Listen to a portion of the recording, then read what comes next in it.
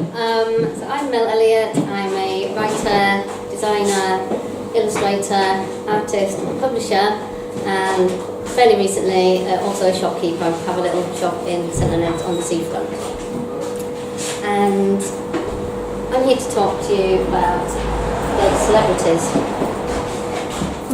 As humans, I think we've all got this obsession with death.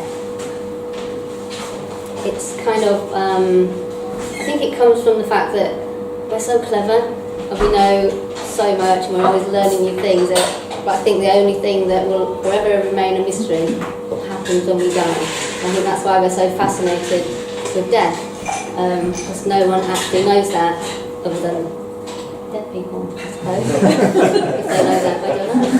We don't know. Damien Hirst reckons that all art is about death. I don't quite believe him, but this is him going on about it. I think that our obsession with death is fascinating, and when you think about when a celebrity dies and it's on the news, it's really, really fascinating, and you kind of become a little bit upset. You can become a little bit obsessed with it, and you can't wait for the next bit of news to find out a little bit more. What was their last meal? Who last spoke to them? What were they working on at the time? That sort of thing. And I think, without realising it, we are all a little bit obsessed with celebrity death. You probably all know these people, and you probably all know how they died. Should we have a little quiz? So, River Phoenix, anyone know how he died? Was that somebody club, wasn't it? Overdose? Yeah, drug overdose in a club called the Bavard Rooms. And Virginia Woolf, anyone?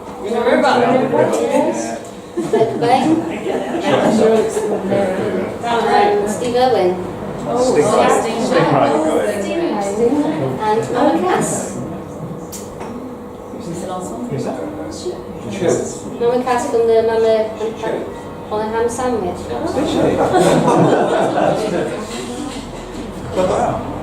So, given our obsession with death and celebrity and our love of fun and games, trivia and competition, I suppose as well, I created what I suppose is the perfect storm, which is a card game called Dead Sleb.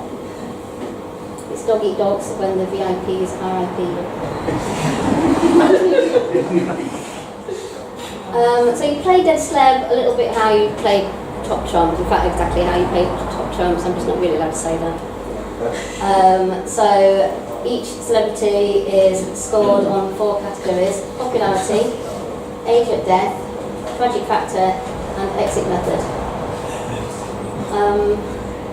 So everyone starts with their hand of cards, which are all face down. Whoever starts will turn over their first card without showing it to someone, and they will pick the category. So for example, if you turned over Grace Kelly, you would probably pick popularity and hope that no one else has turned over Marilyn Monroe or Princess Diana.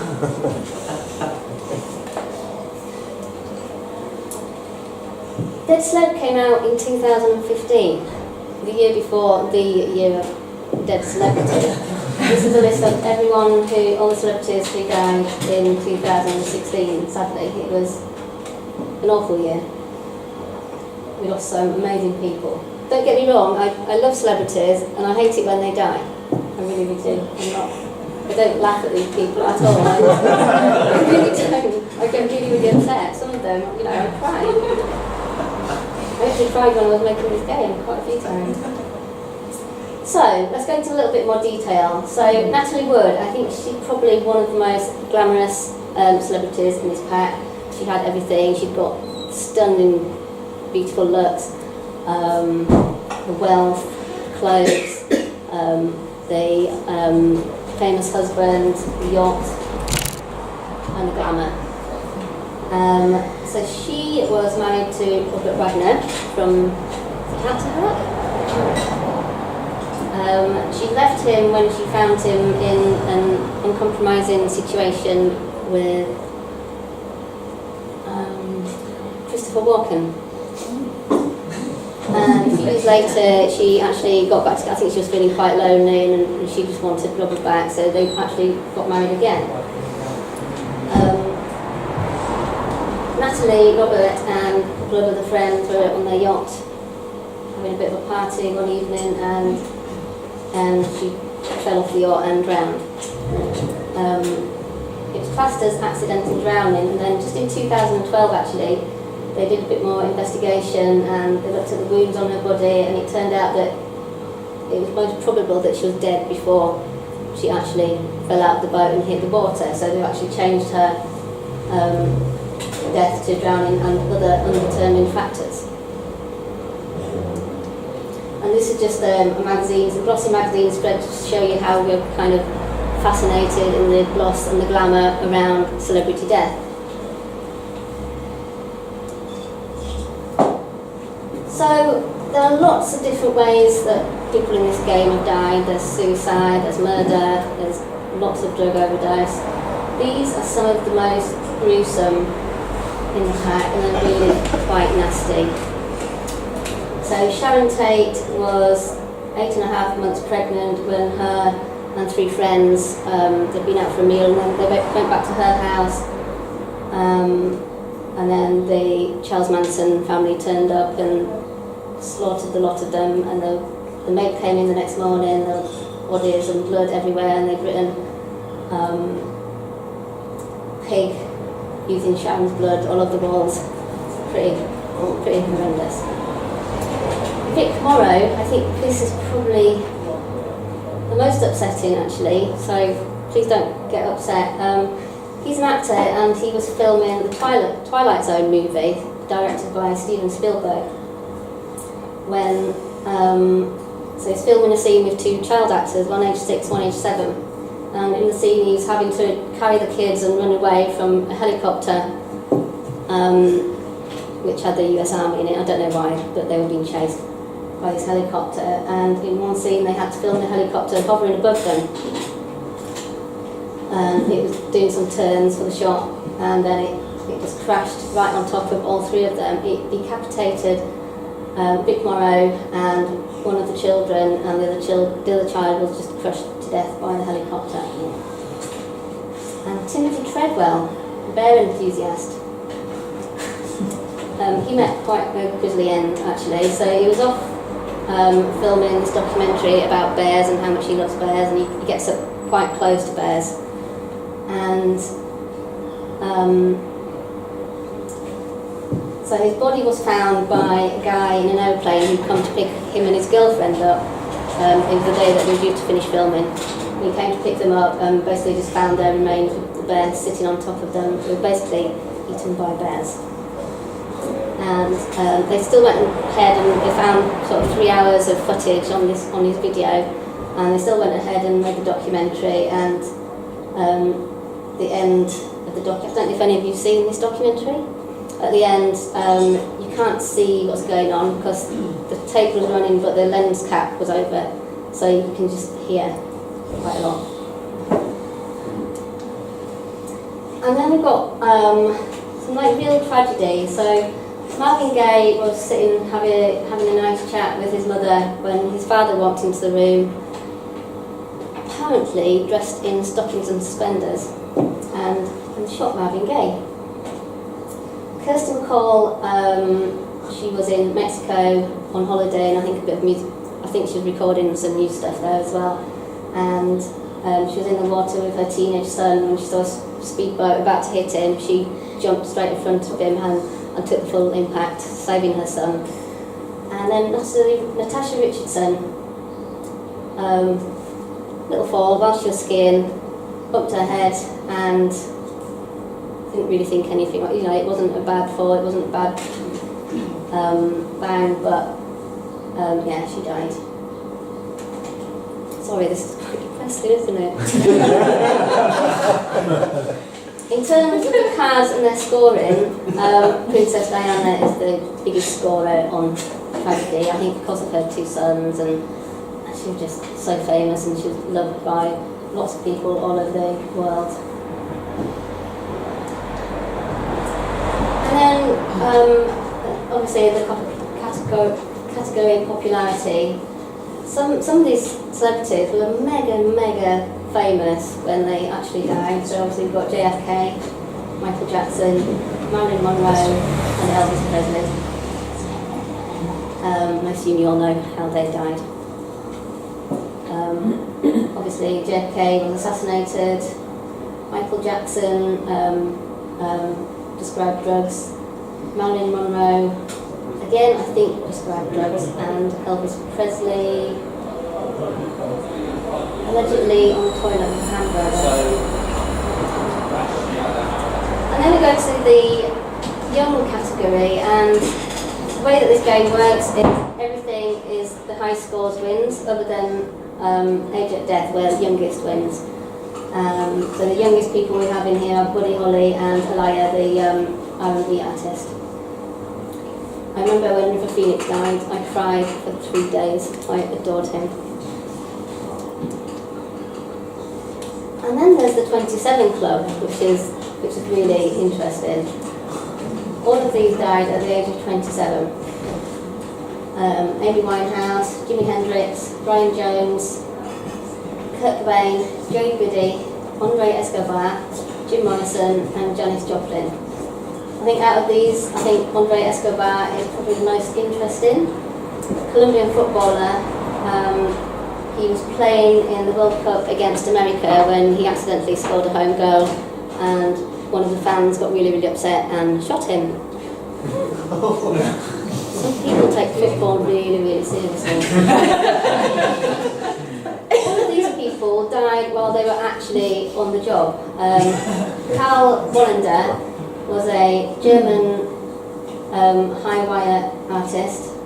He was still working at the age of 73, and his last stunt was high wire between two massive towers, sort of like twin towers, sort of high. And he fell to his death, but that's probably how he wanted to go. You know, if he's still doing that at the age of 73. And then Ayrton Senna, obviously, he crashed his car in the San Marino Grand Prix in 1994. Tommy Cooper actually died on stage. I think that was a Royal Variety performance. And Roy Kinnear, the actor, fell off a horse whilst filming. And then Steve Irwin, we've obviously already seen. These are some of the more interesting ones. So Brandon Lee, son of Bruce Lee, was filming in North Carolina, and in one scene he gets shot, but the gun that was used to shoot him had real bullets in it rather than the blank bullets that it was supposed to have. Mama Cass, obviously the ham sandwich. Phil Hartman, star of Saturday Night Live, he was fast asleep in his bed when his wife walked in and shot him 3 times. Don't know what he did to upset her. But. And then Rod Hull, so fairly locally in Winchelsea, he was at home one evening watching Manchester United football match on the TV. His picture went a little bit fuzzy, so he climbed up onto his roof to fix the aerial. Whilst doing that, he fell off the roof and spoke through his what do you call the glass thing? Conservatory, yeah, no, greenhouse. Fell straight through the greenhouse. And then this is probably one of the most interesting cards for me. So Kate Entwistle was an actress in the 1930s. She'd be going to audition after audition after audition and not getting the parts. A little bit like Mia in La La Land, and just getting more and more upset about it. But instead of doing a duet with Ryan Gosling, she climbed up onto the H of the Hollywood sign and leapt to her death. Ironically, tragically, whatever the correct word is, she was actually off to part the next day. Here's a list of all the celebrities that are in this game. There are 70 cards, and then there's 4 blank cards so that you can fill your own in if someone dies, or if there's someone that you really don't like.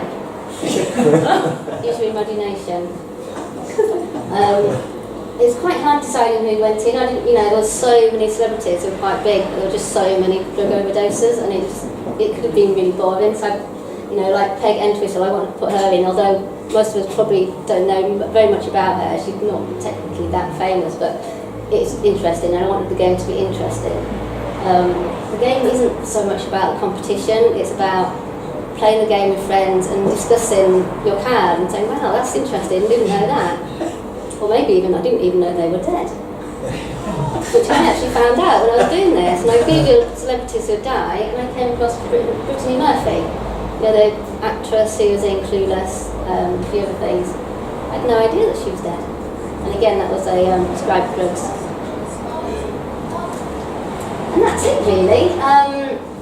So all of my work is about pop culture. So I started off doing grown-up colouring books, and t-shirts and prints and games. I'm doing 2 games now, and children's books as well.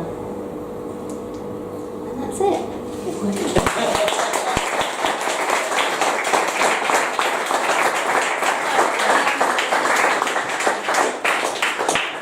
I've got 4 packs of the game. If anyone wants to buy one tonight, they're £12.99, but I'll give you £10 if anyone wants one tonight.